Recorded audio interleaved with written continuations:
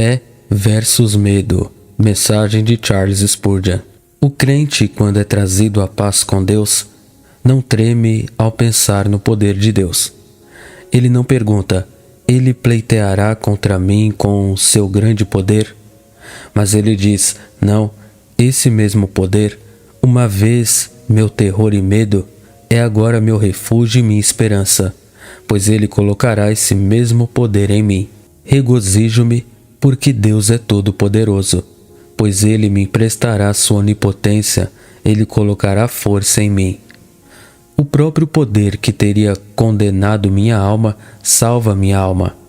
O próprio poder que teria me esmagado, Deus coloca em mim para que a obra da salvação seja realizada. Não, ele não a usará para me esmagar, mas colocará essa mesma força em mim. Você vê lá o poderoso em seu trono? Temível, soberano, vejo o teu terrível braço. O que? Esmagarás o pecador? Você o destruirá totalmente com sua força? Não, disse ele, vem aqui, criança. E se você for ao seu trono todo-poderoso, aí, diz ele, aquele mesmo braço que te fez tremer, veja, eu o dou a você. Vá para fora e viva. Eu te fiz poderoso como eu sou para fazer minhas obras, porei força em ti. A mesma força que te teria quebrado em pedaços na roda, será agora colocada em ti para que possas fazer obras poderosas. Agora, essa grande força às vezes sai em oração. Você já ouviu um homem orar em quem Deus colocou força? Você já ouviu algumas de nós, pobres almas insignificantes, orar? Ouso dizer, mas você já ouviu um homem orar para que Deus o transformasse em um gigante? Oh, se você tem, você dirá que é uma coisa poderosa ouvir tal homem em súplica. Eu o vi como se ele tivesse agarrado o anjo e o puxasse para baixo. Eu o vi de vez em quando escorregar em sua luta, mas, como um gigante, ele recuperou o equilíbrio e parecia, como Jacó, lançar o anjo no chão. Observei que o homem se apega ao trono da misericórdia e declara: Senhor, nunca o abandonarei, a menos que me abençoes. Eu o vi, quando os portões do céu foram aparentemente trancados, ir até eles e dizer: ó portões, homens e mulheres pediram algo a Deus e o obtiveram, que estiveram no trono e mostraram uma promessa e disseram que não sairiam sem o seu cumprimento, e voltaram do trono de Deus conquistadores do Todo-Poderoso, pois a oração move o braço que move o mundo. A oração é o nervo de Deus, disse alguém, ela move seu braço, e assim é. Na verdade, na oração com a força do coração fiel, há um belo cumprimento do texto: ele porá força em mim. Não só na oração, mas no dever. O homem que tem grande fé em Deus e a quem Deus cingiu com força, quão gigantesco ele se torna. Você nunca leu sobre aqueles grandes heróis que puseram em fuga exércitos inteiros e espalharam reis como a neve em Salmão? Você nunca leu sobre aqueles homens que não tinham medo de inimigos e seguiram em frente diante de todos os seus opositores como se eles preferissem morrer a viver? Eu li sobre um caso no antigo Kirk da Escócia, antes que o rei James desejasse forçar a prelazia negra sobre eles. Andrew Melville e alguns de seus associados foram designados para servir o rei, e enquanto iam com um pergaminho já escrito, foram advertidos a tomar cuidado e voltar, pois suas vidas estavam em jogo. Eles pararam por um momento e Andrew disse: não estou com medo, graças a Deus, nem fraco de espírito na causa e mensagem de Cristo. Venha o que Deus quiser enviar, nossa comissão será executada. Com essas palavras, a delegação tomou coragem e avançou. Ao chegar ao palácio, e tendo obtido uma audiência, eles encontraram Sua Majestade com a presença de Lennox e Era e vários outros senhores, todos ingleses. Eles apresentaram seu protesto.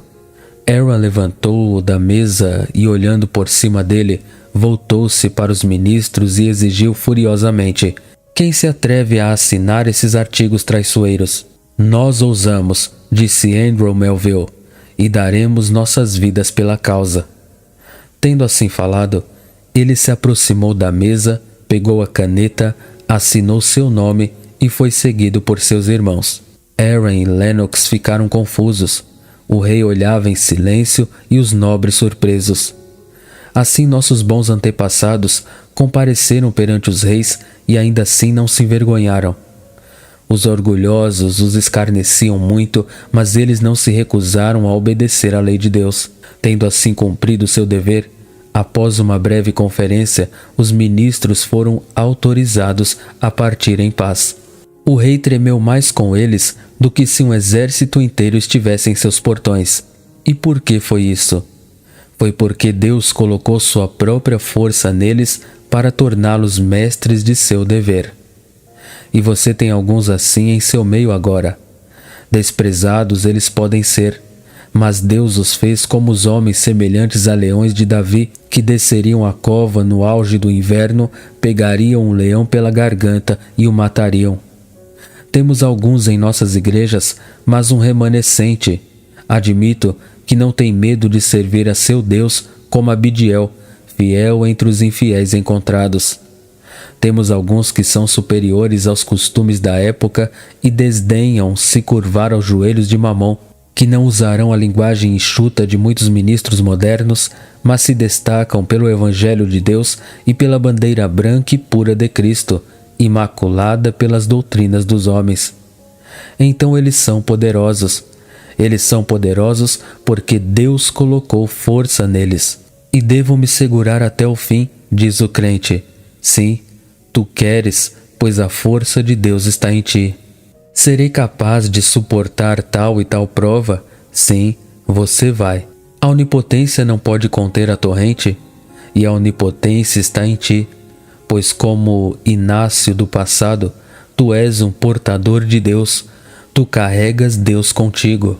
Teu coração é um templo do Espírito Santo e ainda assim vencerás. Mas posso permanecer firme em tal e tal dia mau? Oh sim, você vai, pois Ele colocará sua força em você. Estive em companhia, há algum tempo, de alguns ministros. Um deles observou: irmão, se houvesse estacas em Smithfield novamente, receio que encontraria muito poucas para queimar entre nós. Bem, disse eu, não sei nada sobre como você queimaria, mas isso eu sei muito bem, que nunca haverá falta de homem que esteja pronto para morrer por Cristo. Oh, disse ele, mas eles são o tipo certo de homens. Mas você acha que eles são filhos do Senhor? Sim, eu acredito que são, mas eles não são do tipo certo. Ah, disse eu, mas você os acharia do tipo certo se eles viessem para o teste, cada um deles. Eles ainda não têm a graça ardente. Qual seria a utilidade disso? Não queremos a graça até que as apostas cheguem, mas devemos ter graça ardente em momentos ardentes. Se agora 100 de nós fôssemos chamados para morrer por Cristo, creio que não haveria apenas 100, mas 500. 500 queriam marchar para a morte e cantar todo o caminho. Sempre que encontro fé, creio que Deus colocará força no homem.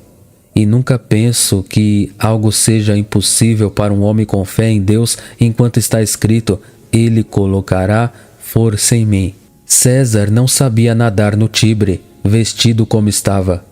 E você espera nadar no Jordão com sua carne ao seu redor? Não, tu afundarás então, a menos que Jesus, como Enéas fez Anquises das chamas de Roma sobre seus ombros, te levante do Jordão e te carregue através da corrente. Você nunca será capaz de enfrentar aquele tirano e sorrir em seu rosto, a menos que você tenha algo mais do que mortal. Você precisará então ser cintado com o cinto da divindade, ou então seus lombos serão soltos e sua força falhará quando você mais precisar. Muitos homens se aventuraram no Jordão em suas próprias forças, mas como ele gritou e uivou quando a primeira onda tocou seus pés. Mas nunca o fraco morreu com Deus dentro dele, mas ele se achou mais poderoso que a sepultura. Prossiga. Por mais fraco que eu seja, por meio de seu poder, posso realizar todas as coisas. Prossiga. Não tema o poder de Deus, mas regozije-se com isso. Ele colocará sua força em você. ele não usará seu poder para esmagá-lo. Amém. Deus abençoe a todos.